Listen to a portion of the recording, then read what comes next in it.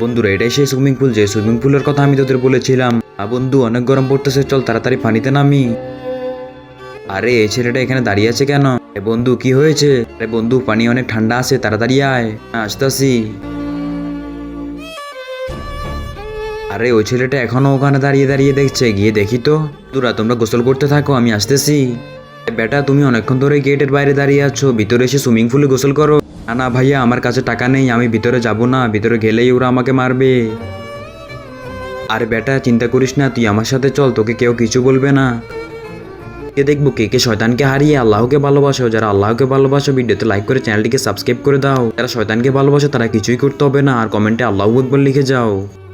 আরে ভাই, এই গরিবকে কোথায় নিয়ে যাচ্ছ? ওর পা দেখো কত ময়লা, সব পানি তো নোংরা হয়ে যাবে।